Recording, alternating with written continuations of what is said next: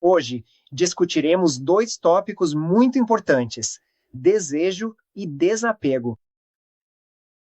E a combinação anda de mãos dadas. Como alguém se relaciona com o desejo?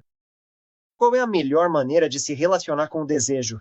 O que o desapego tem a ver com isso? Então, no primeiro poema que vamos estudar hoje, O Abacaxi e a Abelha, do poeta William Cowper. Ele mergulha na natureza do desejo e em sua busca. E o segundo poema é provavelmente o mais filosófico de todos os poemas que estudaremos, The Toys, de Coventry Patmore. E em The Toys, o tema do crescimento, da renúncia e do desapego é discutido. Então, temos muito conteúdo para abordar hoje. Estamos nos aprofundando na filosofia, mas você terá uma noção do que o Vedanta realmente é, que é o espírito do desapego. Então, vamos começar. Primeiramente, o que é desejo? Como você definiria isso, afinal?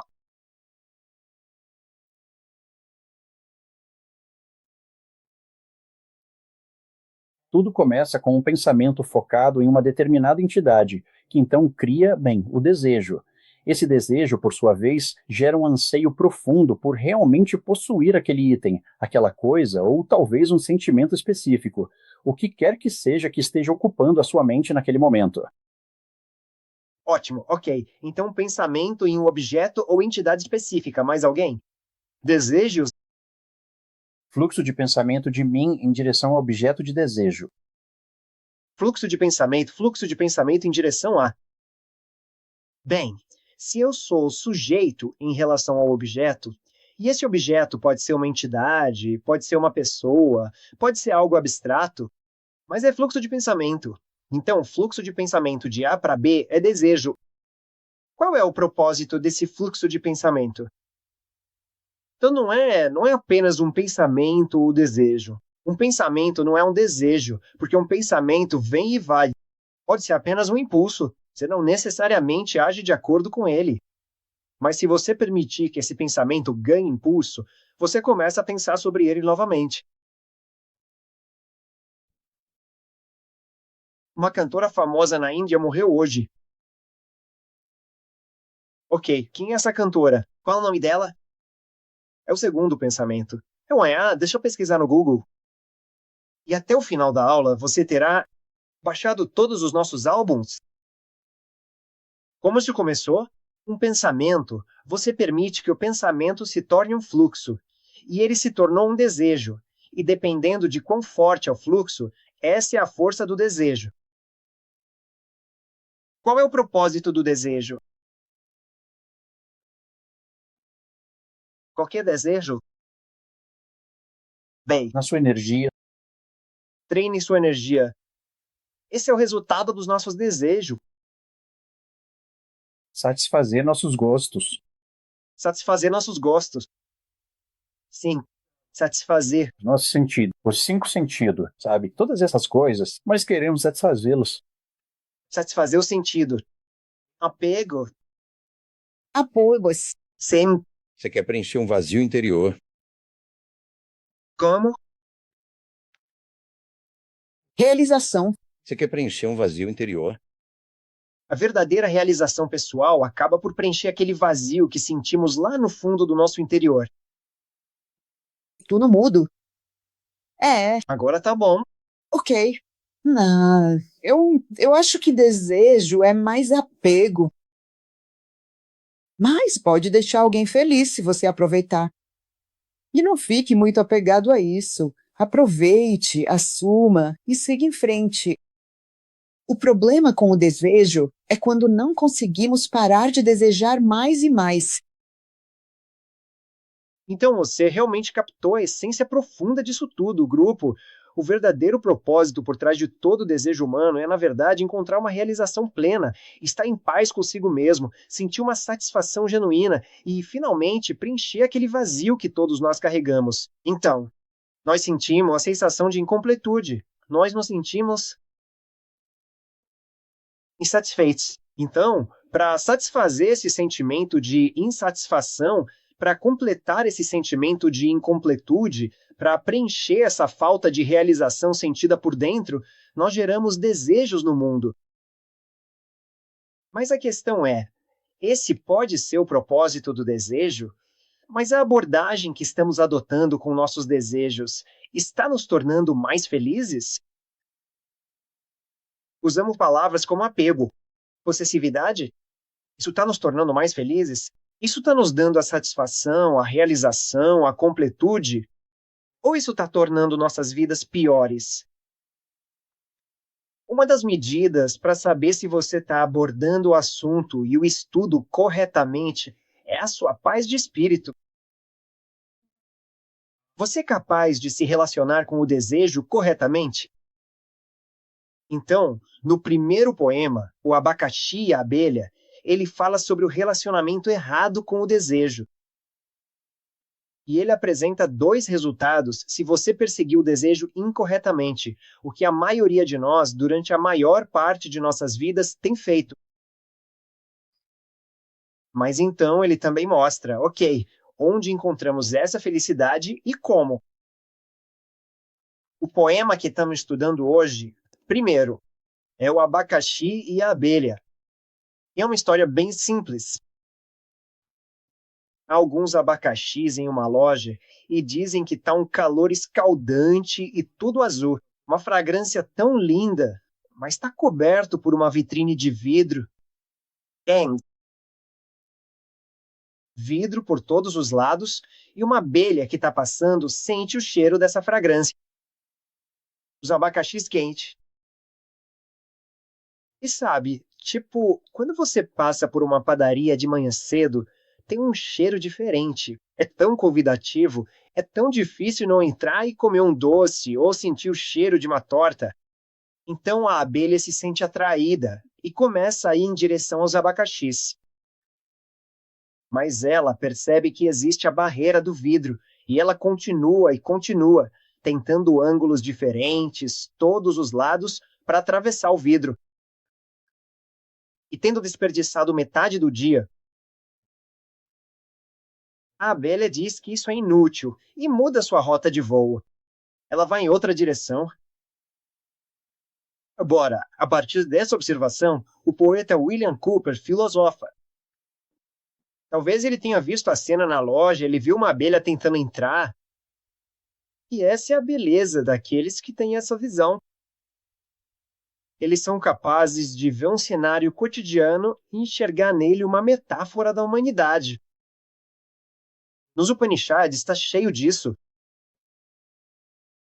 Uma Upanishad, a Mundaka Upanishad, ela fala sobre 2 pássaros. Um pássaro está comendo, o outro pássaro está observando, e apenas a partir dessa cena cria a filosofia da Upanishad. Da mesma forma, com este poema, William Cowper diz que a humanidade é como a abelha, e ele dá a metáfora da abelha tentando pegar os abacaxis. Compara isso à humanidade tentando encontrar felicidade através do desejo. E ele dá mais uma metáfora. Ele fala sobre uma empregada que vai olhar vitrines. E ela vê todas aquelas joias lindas e pensa em como ficariam bonitas nela. Mas ela não tem dinheiro para comprar as joias. E mais um exemplo que o poeta dá no poema é o de Cíntia, que não é uma das personagens literárias mais bonitas. A Cíntia, ele vê uma ninfa passando. Uma ninfa é uma bela donzela. Ele vê a ninfa passando em uma carruagem. E aquele desejo de desfrutar dessa donzela deslumbrante. Mas ela está em uma carruagem com vidro. Então, em todos esses desejos, existe essa barreira, impedindo a realização desse desejo. Então, vamos ler o poema e depois filosofar e lembrar à medida que avançamos. A parte que está em itálico é a essência. Ok, então estou lendo da compilação do Swamiji, os poemas ingleses selecionados. o abacaxi e a abelha. Os abacaxis em fileira tripla tomavam sol e estavam todos em flor. Uma abelha de gosto refinado percebeu a fragrância. Ao passar com asas ávidas, o saqueador veio e procurou por frestas na estrutura. Insistiu em sua tentativa por todos os lados. A cada vidro sua tromba aplicou, mas tudo em vão. A estrutura era firme e apenas permeável à luz. Assim, tendo desperdiçado metade do dia, ele ajustou seu voo para outro caminho. Penso eu disse, em ti encontro o pecado e a loucura da humanidade. As alegrias proibidas o homem aspira, consome sua alma com desejos vãos. A loucura, a fonte de sua busca e decepção. Todo fruto. Enquanto Cíntia olha de soslaio ao passar, a ninfa entre dois vidros de carruagem. Ela é o abacaxi e ele é a abelha boba e sem sucesso. Agora outra metáfora. A moça que observa com ar pensativo a vitrine repleta de artigos brilhantes, vê relógios, pulseiras, anéis e medalhões, mas suspira ao pensar nos bolsos vazios. Como o seu, o apetite dela é voraz, mas nosso vidro cruel está entre nós. Nossos queridos prazeres são frequentemente assim, expostos à vista. Próximo slide, por favor. Nossos queridos prazeres são frequentemente assim, expostos à vista, mas não ao toque. A visão de corações tolos e chamas, ansiamos por abacaxis e molduras. Com um desejo sem esperança, olha-se e hesita-se, quebra-se o vidro e corta-se os dedos. Mas aqueles a quem a verdade e a sabedoria guiam podem colher mel de uma erva daninha. O que o poeta está dizendo? Nossos queridos prazeres são frequentemente assim, expostos à vista, mas não ao toque. Você mencionou os sentidos, sendo excitados, tentados pelos sentidos. Os sentidos têm uma atração poderosa. Nós também temos um impulso em direção aos objetos dos sentidos. Então, esses objetos dos sentidos puxam nossos sentidos. Então, quando vemos algo bonito, essa visão atrai o olho. O olho é empurrado em direção ao objeto do sentido. Quando sentimos o cheiro de algo agradável, talvez um perfume ou uma fragrância de uma flor. Isso cheira bem. Ou algo que está assando na cozinha. Nós ouvimos música o tempo todo. Estamos constantemente tentando entreter os sentidos. Alguns deles estão expostos à visão, mas não ao toque, o que significa que nem sempre podemos conseguir o que desejamos.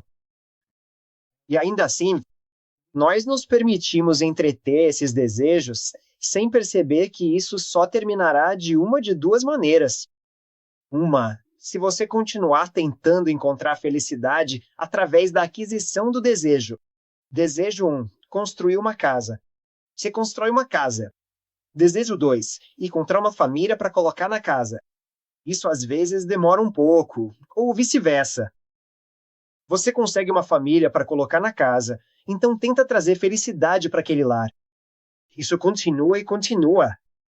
Você não conseguirá encontrá-la externamente. Então, o que acontece? Um desejo sem esperança, a pessoa olha e hesita, frustrada, desapontada. Por que é que, quando tenho tudo, quando alcancei o que queria, não sou feliz? Desejo sem esperança, a pessoa olha e fica ali. Ou você não consegue alcançá-lo por causa das barreiras do mundo também. Não temos condições de pagar por isso. Não conseguimos ficar com uma pessoa específica que desejamos. Ficamos frustrados. O que é? O desejo não é realizado. Mesmo que um desejo seja realizado, a mente, e você se lembra disso de O Peru e a Formiga, o primeiro poema que estudamos, a mente gera mais desejo. Então, você satisfaz um desejo, ele traz mais meia dúzia. Mas o que não percebemos é que, quando estamos criando mais e mais desejos, o que isso está fazendo? Qual é o problema com desejo? Desejos não realizados levam à infelicidade. Desejos insaciáveis. Os desejos são insaciáveis. Então, se alimentamos muitos desejos e esses desejos não são realizados, tudo bem. Isso significa que se você não consegue o que quer, você fica infeliz, você fica agitado. Mas se você não tem esse desejo, não há agitação. Então, por exemplo, você pode estar torcendo para um determinado time esportivo e ter o desejo de um resultado. Meu time esportivo deveria ganhar. Como você tem esse desejo, se não obtiver esse resultado, ficará agitado, infeliz. Mesmo que eles estejam perdendo, mas ainda não tenham perdido, você ficará infeliz, agitado. Suponha que você não tivesse o desejo em primeiro lugar. Você não se importaria com qual time ganhasse. Se esse time ganhar ou outro time ganhar, tá tudo bem. E o que estamos fazendo? Estamos apenas pegando desejos e nos divertindo com eles.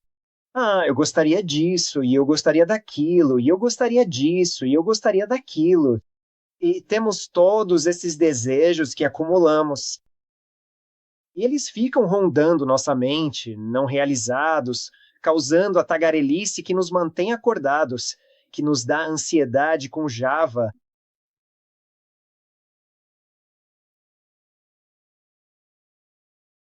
Por quê?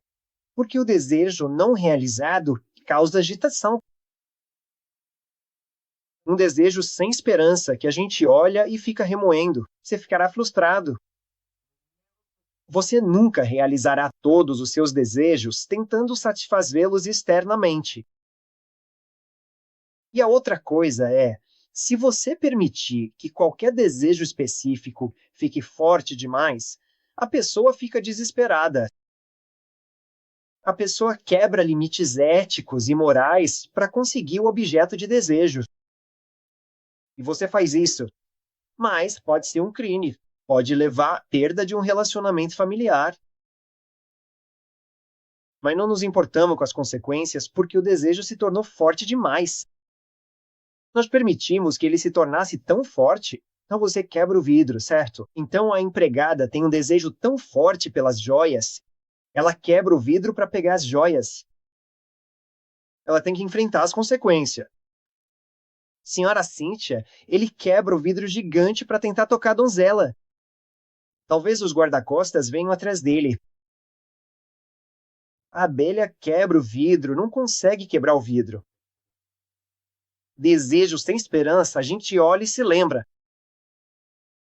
Então, o poeta fala de duas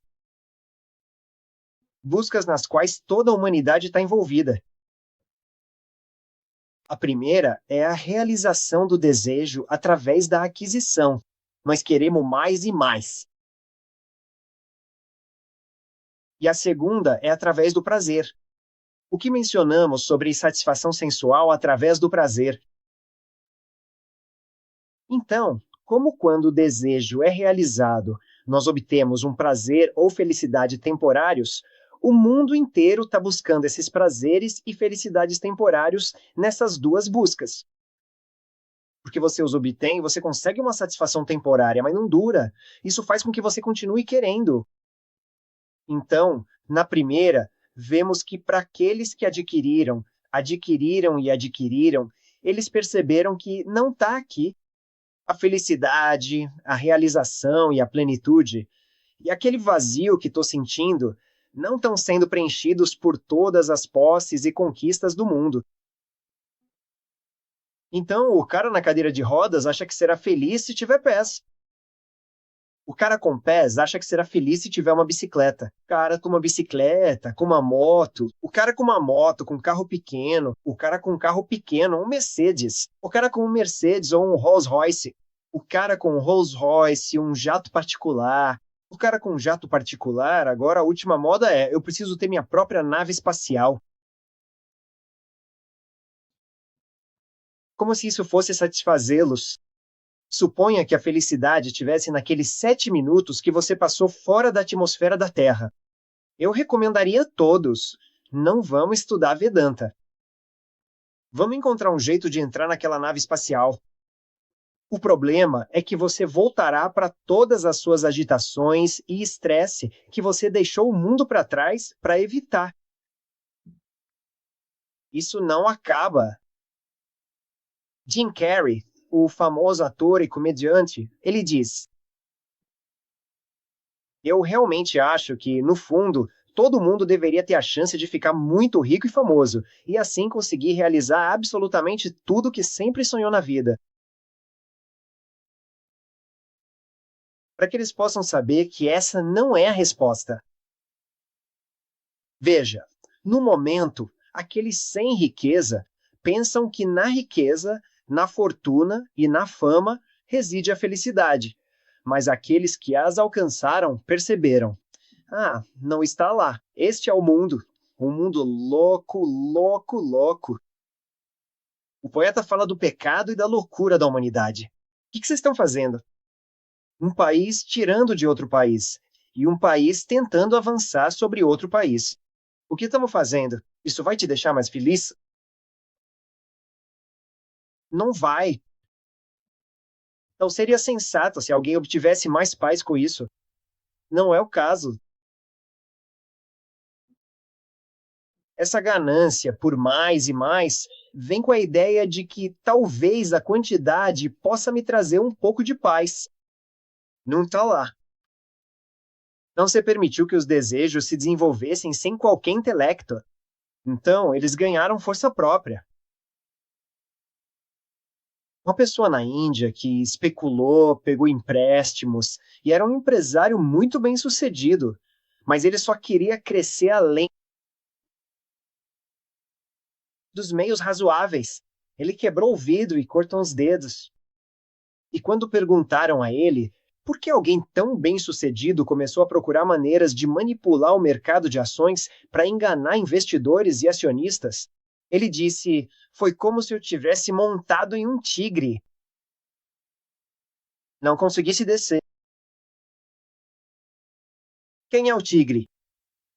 Howard. Não é o Howard. Tô perguntando, Howard. Howard, quem é o tigre? O desejo. O desejo. O desejo da mente. Uma vez que a mente está fixada nisso, não importa a lógica que você dê a ela. Ei, mente, você está se tornando infeliz. Por que você ainda está buscando isso? Olhe para aqueles que se tornaram viciados, obcecados. Eles sabem que são infelizes, mas não conseguem parar. Portanto, na aquisição não encontraremos isso. Curiosamente, o caminho para ser rico, verdadeiramente rico, não está na quantidade. Está na relação com a quantidade. E hoje, vamos aprender a equação. Uma pessoa é rica se, não importa o quanto você ganhe, se sua renda for maior que seus desejos, você é uma pessoa rica. Quem é uma pessoa pobre? Veja a equação. Uma pessoa pobre é aquela cuja riqueza é menor que seus desejos. Então, não importa o quanto você tem ou o que está na sua conta. Conta ou quais ativos você possui.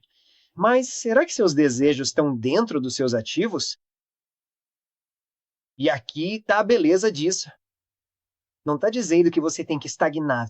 Essa é a beleza da filosofia dos hinos. Está dizendo que você não precisa estagnar. À medida que sua renda aumenta, você pode permitir que seus desejos aumentem, mas nunca deixe que eles ultrapassem sua renda. Então você será pobre. Então você pode ser um bilionário pobre, muito pobre, porque se seus desejos são maiores que sua renda, você pode ser um indigente extremamente rico. Ou porque você não precisa de nada. Havia um monge zen que dizia: quando minha casa queimou, ganhei uma visão desobstruída das estrelas. Não estamos dizendo para não ter uma casa. Estou dizendo o que quer que você possa pagar, que sua casa esteja dentro disso. Mas qual é a nossa abordagem? Desejo. Eu quero agora. Então nós pegamos empréstimo. E assim que você pega o empréstimo, você se torna um escravo. Ralph Waldo Emerson, que estudamos na última sessão, A Montanha e o Esquilo, ele diz: um homem endividado está tão adormecido. Na medida em que você está endividado, nessa medida você está escravizado. É por isso que Shakespeare diz: não seja nem devedor, nem credor.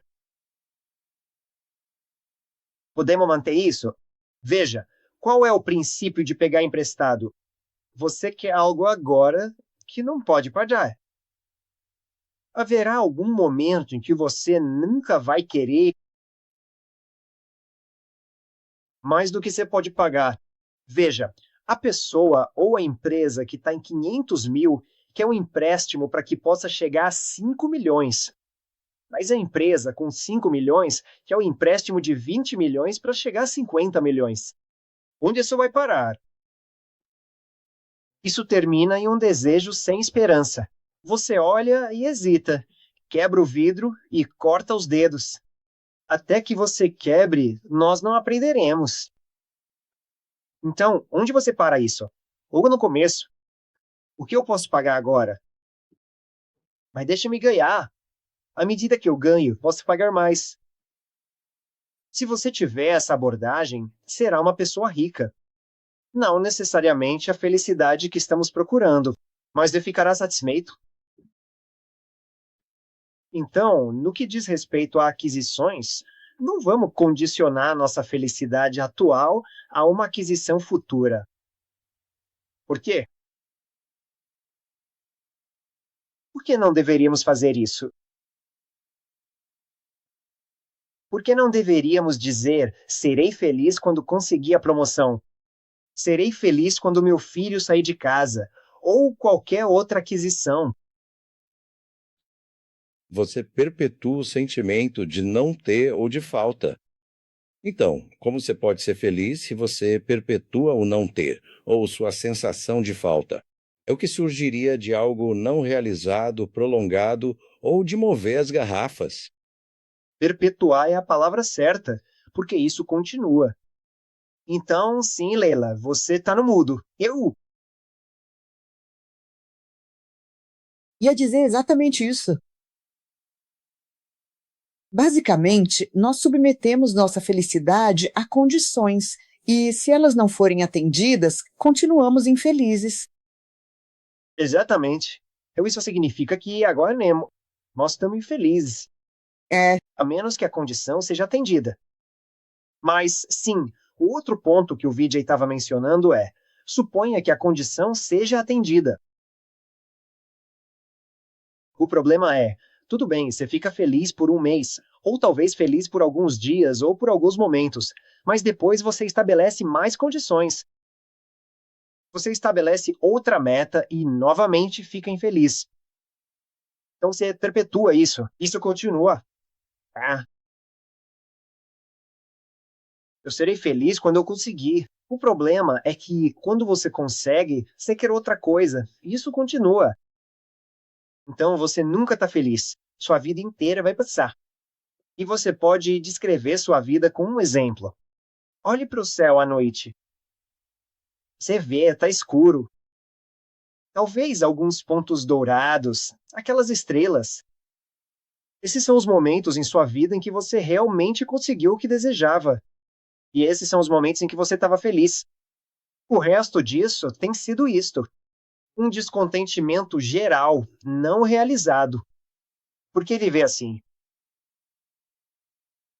A segunda busca é o prazer, onde tentamos extrair felicidade através da indulgência.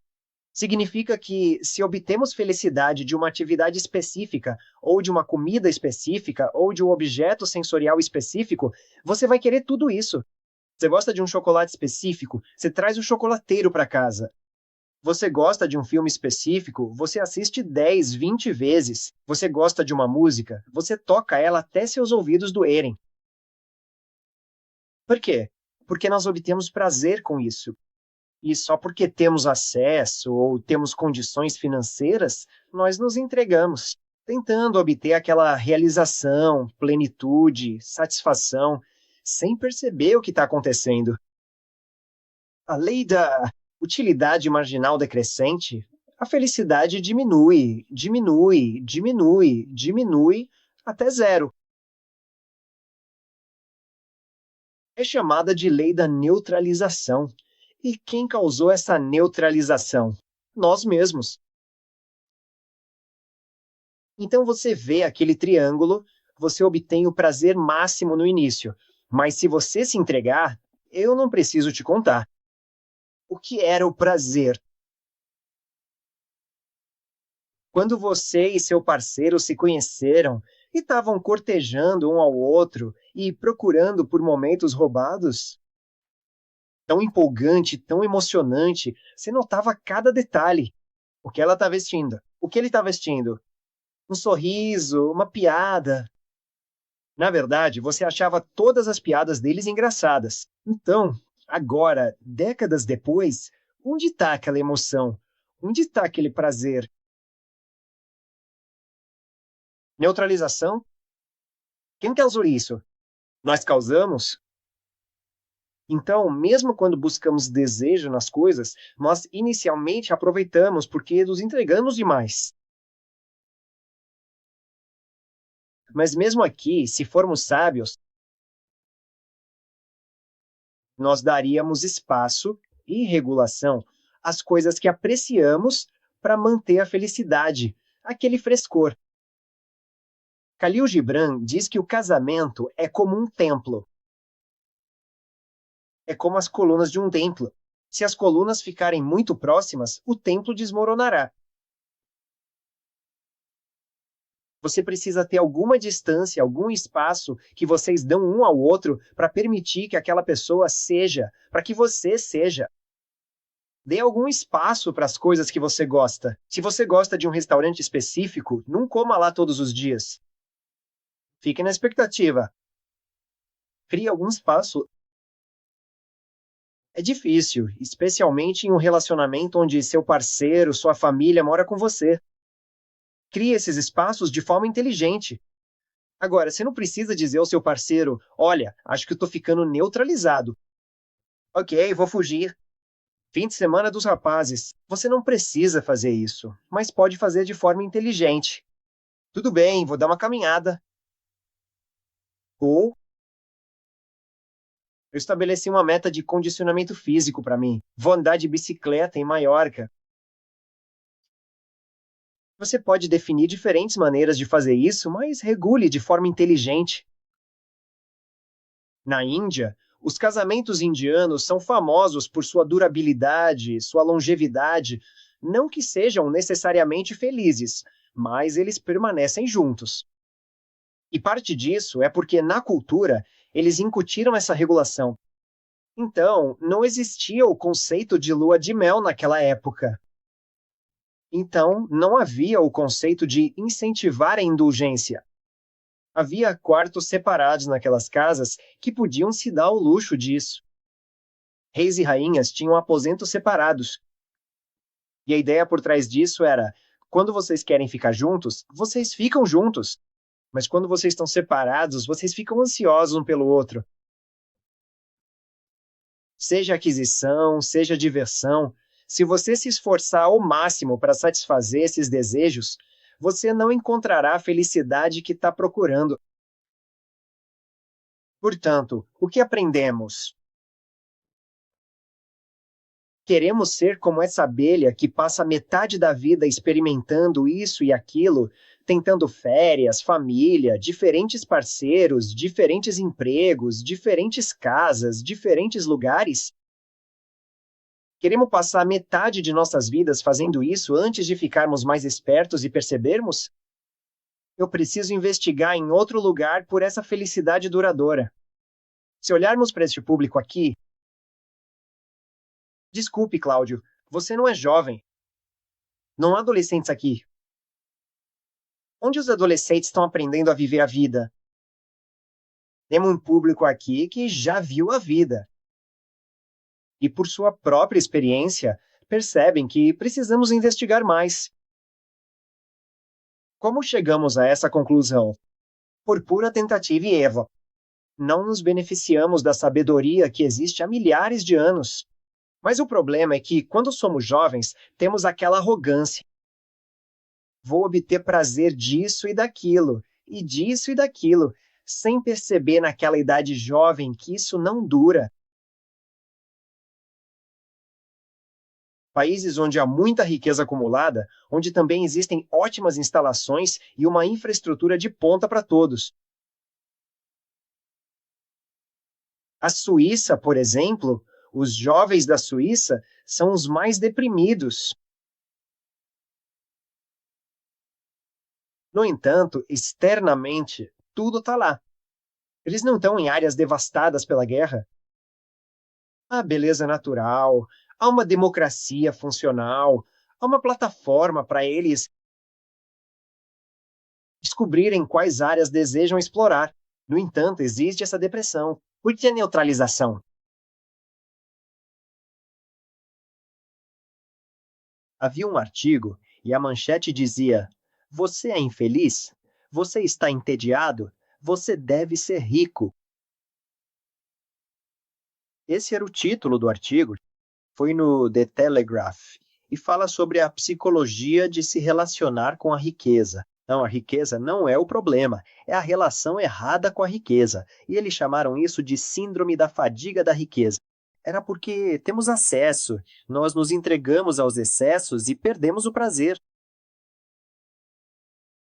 Este poema, O Abacaxi e a Abelha, está nos alertando. Não se deixe levar tanto assim pelo desejo, porque, na verdade, perseguir o desejo e tentar satisfazê-lo a todo custo não vai lhe trazer aquela satisfação profunda que você tanto está procurando. É preciso ter calma, pois essa busca incessante muitas vezes acaba nos deixando ainda mais vazios. Quando você se deixa levar e percebe sua mente escorregando, onde você começa a fazer coisas ridículas, onde você começa a se tornar uma vítima da sua mente, onde o objeto de desejo chama você, e não o contrário. Veja, isso significa que não há nada de errado em tomar uma bebida. Mas a bebida não deveria te chamar e dizer: venha, venha, está na hora. Você deveria decidir quando tomar a bebida. Desde que você esteja no comando, não há problema. E aqui está a verdadeira filosofia.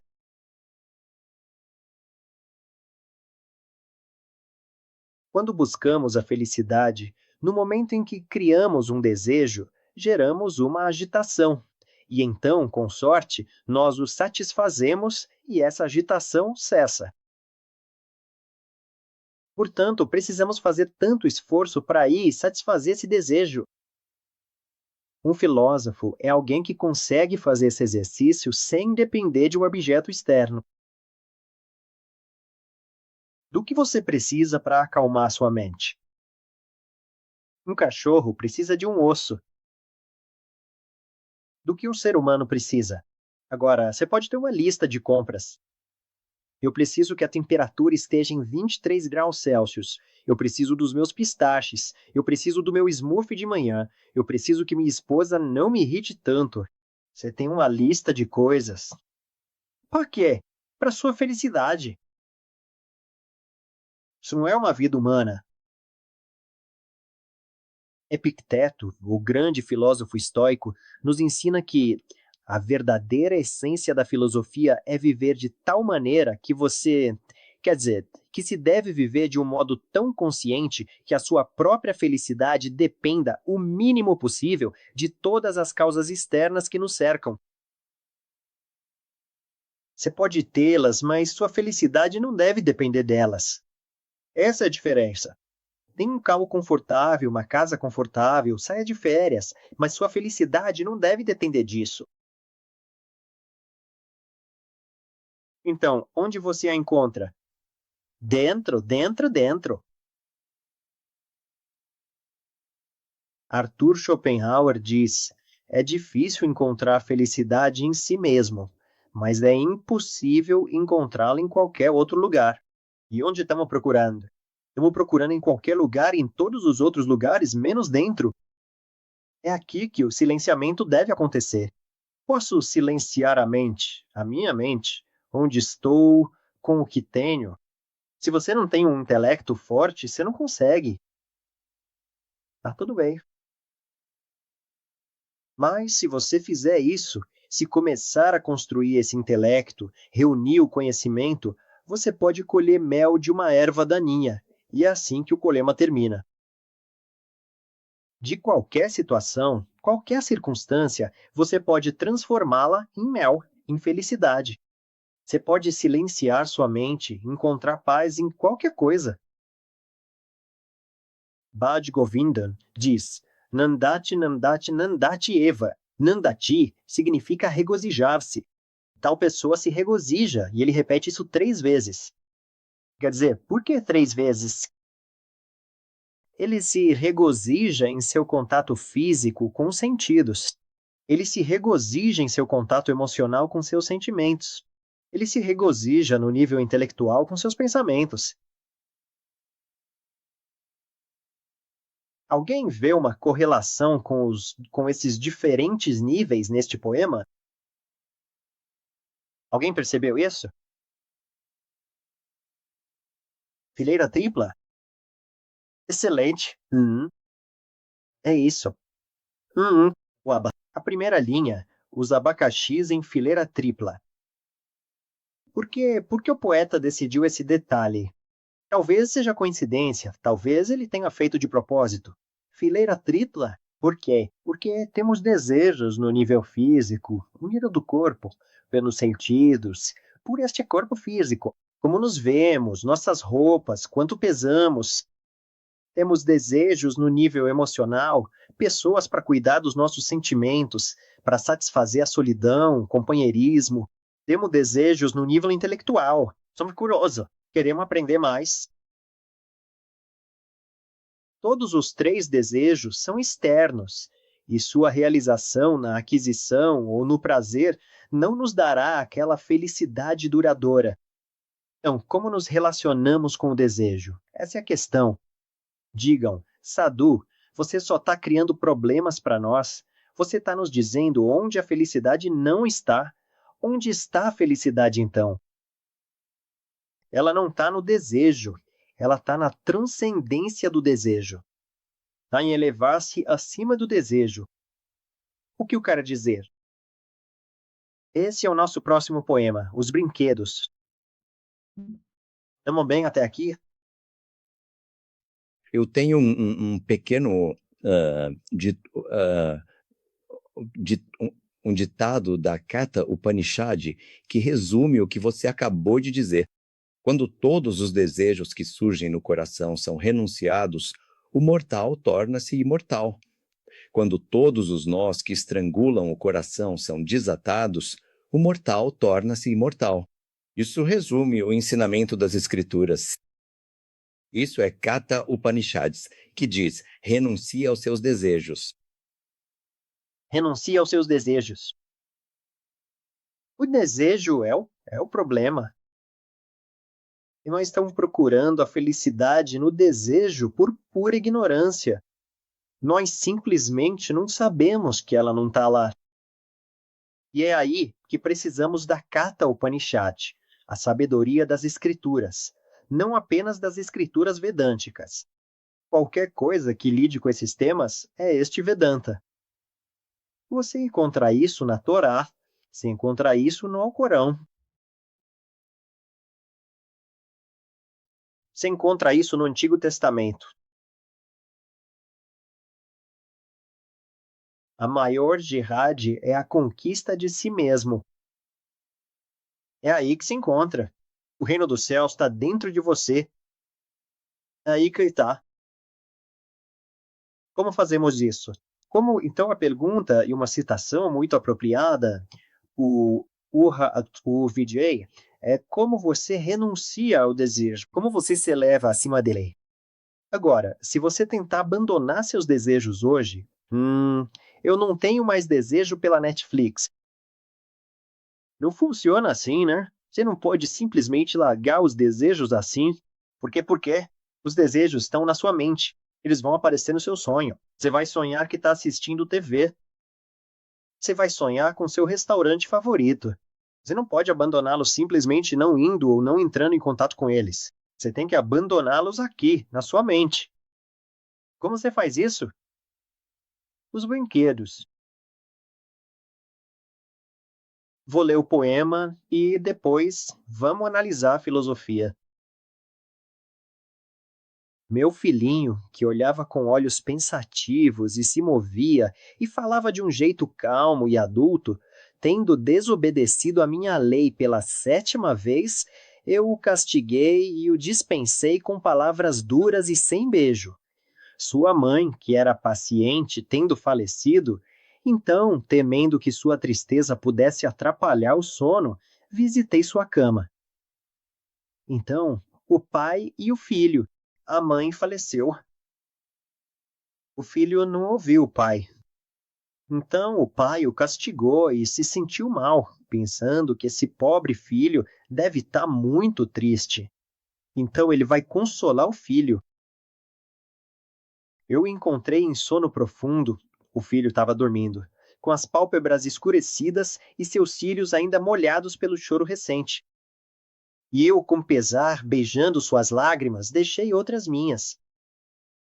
Pois, sobre uma mesa puxada para perto de sua cama, ele havia colocado ao seu alcance uma caixa de fichas e uma pedra com veios vermelhos, um pedaço de vidro desgastado pela praia e 6 ou 7 conchas, um frasco com campânulas e 2 moedas de cobre francesas, dispostas ali com arte cuidadosa para confortar seu coração triste. Então, quando naquela noite eu rezei, chorei a Deus e disse: quando finalmente jazermos com o fôlego passageiro, sem te importunar na morte, e tu te lembrares de quais brinquedos fizemos nossas alegrias, quão fracamente compreendido foi o teu grande bem ordenado. Estas 4 linhas são as linhas-chave. E tu, lembrando-te de quais brinquedos fizemos nossas alegrias, quão fracamente compreendido foi o teu grande bem ordenado. Então, paternalmente, não menos do que eu, a quem tu moldaste do barro, tu deixas de lado a tua ira e dizes: eu sentirei muito pela infantilidade deles. Poema extremamente filosófico. Então o filho, para confortar seu coração triste, o que o filho fez?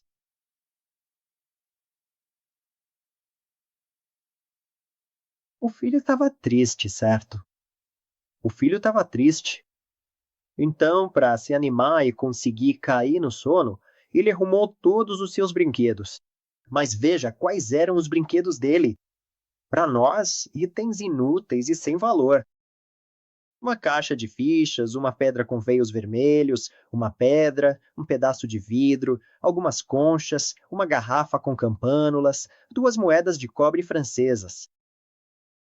O motivo de ser inútil é porque o poeta da Inglaterra. Então, que valor uma moeda de cobre francesa teria na Inglaterra? Então, brinquedos para essa criança. E o pai vê que seu filho tem esses brinquedos para se animar, para confortar seu coração triste, e ele percebe que nós somos exatamente iguais. No fundo, todos nós acabamos ficando presos, de certa forma, em nossos próprios desejos, que muitas vezes nos limitam. Isso significa que a única coisa diferente entre a criança e nós é a qualidade diferente dos brinquedos. Então, para as crianças podem ser bonecas, videogames e bolas. Para os adultos, quais são os nossos brinquedos?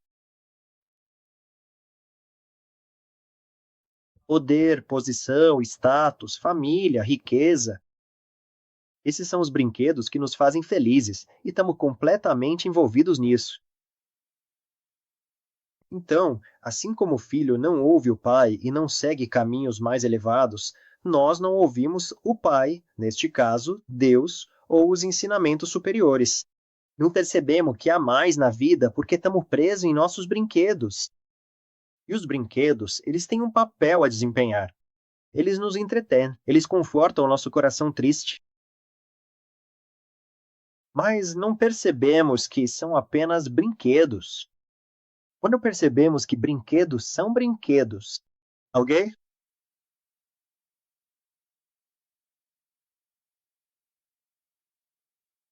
Quando eles Não diga depois da aula de Vedanta. Quando sabemos disso? Eu gostaria de pensar, experimentar o superior. Quando você experimenta o superior? Uhum. Quando percebemos que somos seres divinos, desfrutando de uma experiência humana. Você não precisa ir tão alto para perceber que brinquedos são brinquedo. Você só precisa subir um nível. Veja, quando éramos criança, e lembre-se disso, deste exemplo, porque neste exemplo está uma explicação do que é renúncia ou desapego. Quando éramos crianças, aqueles brinquedos eram a nossa vida. Então, se um soldadinho ou personagem de brinquedo, se um braço saísse, nós chorava e chorava e chorava. E se ganhássemos um brinquedo novo, ficávamos tão felizes, tão animados. Você já viu isso nos seus filhos ou netos, as coisas que os divertem? Bolinha de gude. Uma bolinha de gude, sabe? Parece uma galáxia. Tem pequenos, tão animado com bolinha de gude. E eu me lembro dos meus sobrinhos e sobrinhas, sabe? Eles ficam tão animados. Eles vão para a escola com aquele saquinho que eles usam na cintura com todas aquelas bolinhas de gude diferentes. E eles vinham e me diziam: Ah, essa bolinha é muito valiosa. Essa bolinha é muito valiosa. Eu digo: Sério? Quer dizer, quanto vale? Não, não é sobre. Você não pode comprar essas bolinhas. Você tem que ganhá-las. E então eles têm isso. Ah, Cláudio, não sei se você conhece Beyblade.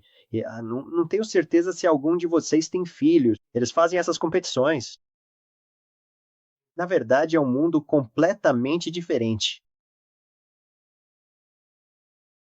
E eles ficam tão interessados e envolvidos nesse mundo, eles ficam felizes, eles ficam tristes por causa desse mundo, até encontrarem algo superior. Quando digo algo superior, algo que proporcione mais prazer, mais interesse. E isso acontece naturalmente como uma progressão da idade. Então, eles começam a experimentar, talvez a bicicleta, esportes, e eles sentem a emoção da bicicleta ou dos esportes e ficam tão animados com isso. Não é que eles cheguem e digam: Olha, pais, eu agora renuncio aos meus brinquedos. Podem pegar tudo e dar embora, não quero mais. Não é nada disso. Eles cresceram para o nível da bicicleta. Eles simplesmente não estão mais interessados nos brinquedos. Os brinquedos ficam para trás. Eles não desistem nos brinquedos. Eles evoluem para a bicicleta. Os brinquedos se foram. Então, como eles saem do nível da bicicleta? Namorada, namorado. Aí eles ficam o tempo todo no telefone. E de repente, sabe, você vai vendo sorrindo. Diz: Ah, o que você está fazendo? Com quem você está mandando mensagem? Ah, não, nada. E esse é todo o interesse deles, o namorado e a namorada. E quando eles vão se encontrar e como eles vão se encontrar. E esse é o nível de interesse deles. O que aconteceu com a bicicleta? Não se importam com a bicicleta. O que aconteceu com os brinquedos? Não se importam com os brinquedos. Até o próximo nível, a universidade. Depois, o próximo nível, a profissão. E você fica preso no mundo profissional, tentando ser promovido, e por aí vai. Esses são os seus brinquedos, esse mundo. Talvez trabalhar e viajar para aqueles na casa dos 20 anos. E então, na casa dos 30, é tentar sossegar com uma família, e então isso se torna o seu mundo. E na maioria das vezes, isso continua sendo o nosso mundo. Nós ficamos presos nesse nível de brinquedos. E os brinquedos com os quais costumávamos brincar, com os bonecos de ação, agora temos brinquedos da vida real. O quê? Nossos filhos e filhas. Ah, deixa eu vestir meu filho assim, e meu filho tem que ser bom naquilo. Da mesma forma que brincamos com brinquedos, estamos tentando controlar e brincar com os brinquedos aqui. A mesma coisa, presos e envolvidos. buscando prazer e felicidade nesses desejos. Como nós crescemos? Dê uma olhada nesse diagrama de pirâmide que vai ajudar a colocar isso em contexto.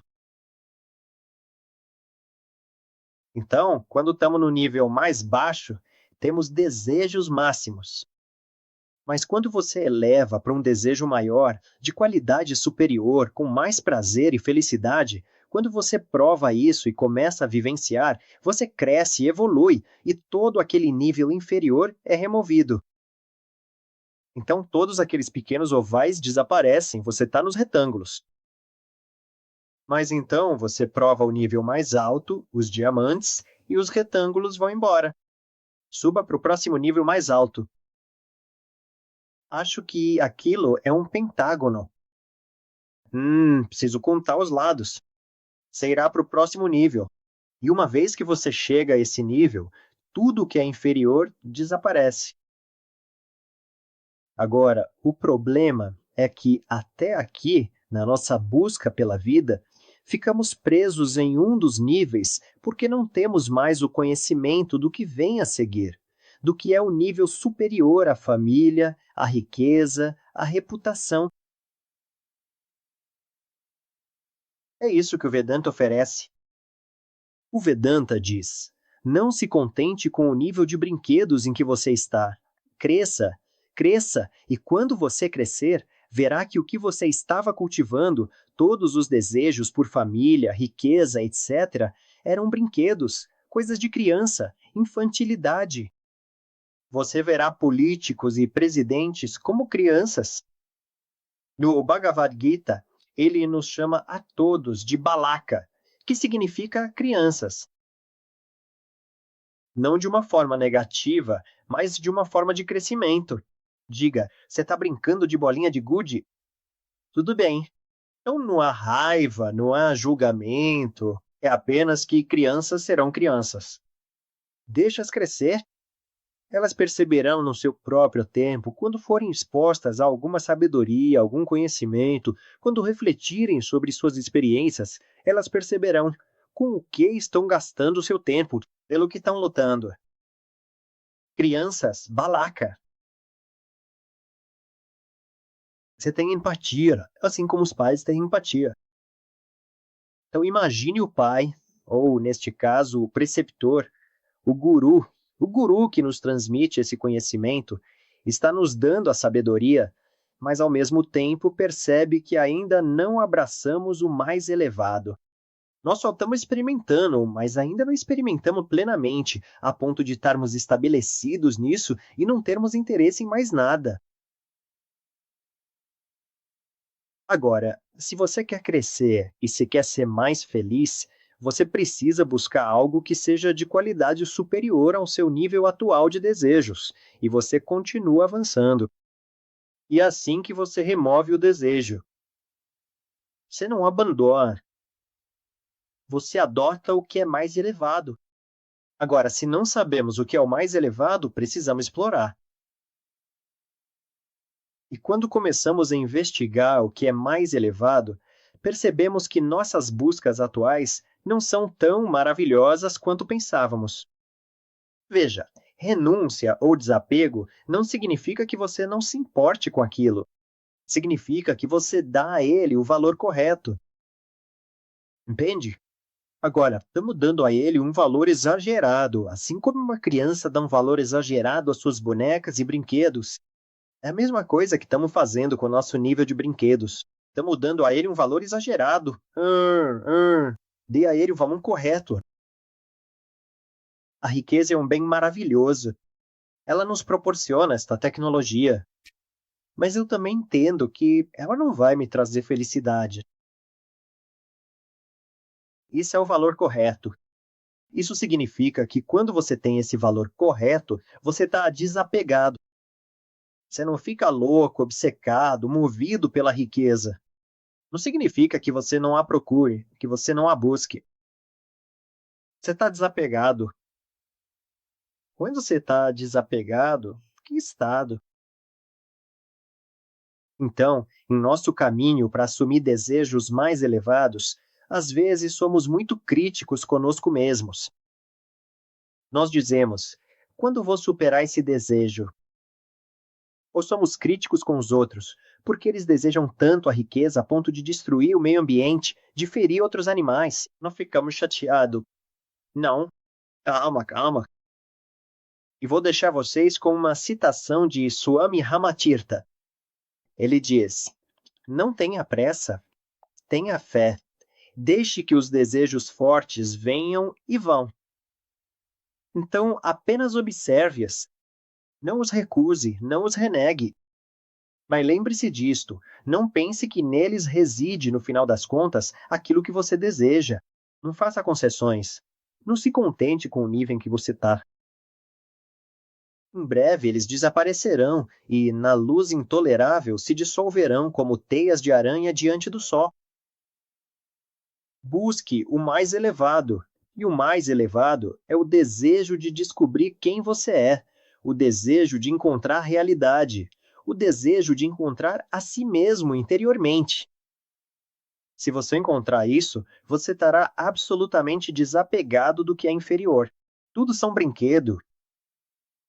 Você será sempre feliz, sempre realizado, completo. As coisas mudarão ao seu redor, mas você carregará um verão eterno em sua alma. É isso que todos nós estamos procurando. Agora, a pergunta que eu gostaria de fazer a todos vocês vão ser como a abelha que desperdiça a maior parte da vida tentando extrair felicidade de onde ela não existe? Ou vocês vão ser sábios e buscar o mais elevado e continuar buscando o mais elevado até alcançar o mais alto? Então, tá tudo bem. Onde quer que estejamos, mas estamos. Mas se você quer se esforçar, adquira conhecimento do mais elevado. E é importante fazer isso de uma maneira científica e estruturada. Eu recomendaria, sei que muitos estão fazendo, o curso de e-learning pela manhã. Então, assim como estamos passando pelos poemas um por um, monte um programa de aulas para você mesmo. E como o conteúdo é tão potente, eu estou, na verdade, repetindo ciclo após ciclo. Então é um curso de 3 anos.